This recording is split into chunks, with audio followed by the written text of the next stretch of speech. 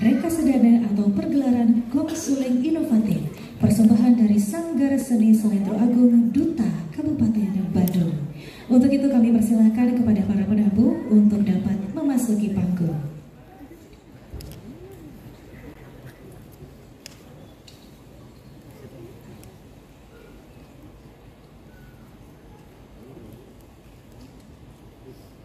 Sanggar Selendro Agung berdiri 5 tahun yang lalu di bawah pimpinan Iwayan Mulyadi SSN MSN, berdomisili di Banjarsaren, Desa Sibongkaja, Kecamatan Abian Semala, Kabupaten Badung.